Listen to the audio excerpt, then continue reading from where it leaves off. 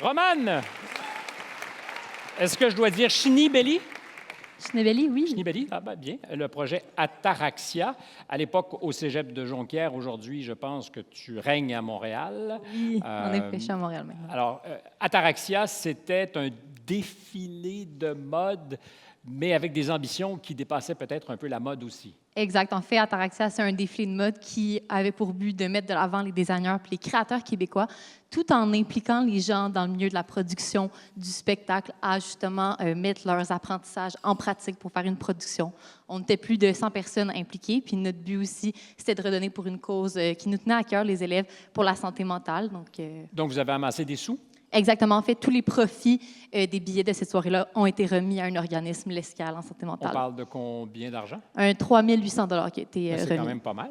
Oui, c'est bien. Et 100 personnes qui ont travaillé à l'opération? On est plus de 100 si on compte l'équipe technique, Ouais. coiffeurs, maquillage, mannequins, les bénévoles et tout. On est 100 personnes impliquées, Et 15 au centre. La question de la diversité vous importait aussi, parce que Absolument. généralement, on associe, c'est de moins en moins vrai, mais la mode a des stéréotypes, disons les choses comme ça. C'est encore très difficile dans l'industrie de la mode, je dirais. Il y a beaucoup de stéréotypes, puis je pense qu'on est la génération justement pour faire changer les choses. On voit de plus en plus de compagnies, de créateurs qui essayent de faire des plus grandes tailles, puis c'est ce qu'on voulait encourager. Donc, le casting des mannequins, c'était ouvert à tous. On a encouragé la diversité corporelle, mais aussi la diversité culturelle, donc autant dans notre casting de mannequins qu'avec les créateurs avec lesquels on a collaboré.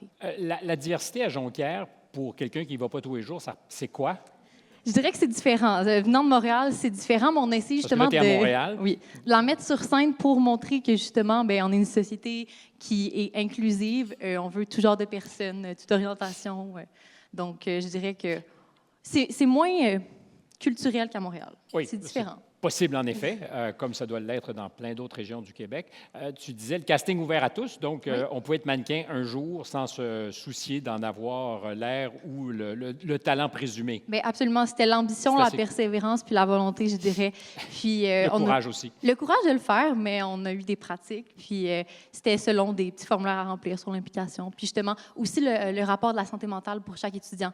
Ceux qu'il y en avait qui avaient des choses à se prouver, que pour eux, c'était un défi, ils avaient vécu des difficultés dans le passé. D'aller sur la scène, sur le catwalk. Oui, absolument. Donc, c'était pour eux une manière de justement contrer des problèmes qu'ils avaient eus ou de faire un pas pour justement l'enjeu de la santé mentale. Idéalement, même plus qu'un pas. Hein, si on défile, c'est toujours mieux. Est-ce que tu as défilé? Non, mais en fait, la première année, ça fait 3 ans que je suis impliquée dans le projet. C'était ma dernière année. J'ai été mannequin la première année, puis après, j'ai Been su there, que done that. ben, ma place est derrière en production. Merci beaucoup et bonne Merci chance. beaucoup. Micro à Louis-Simon Dumont.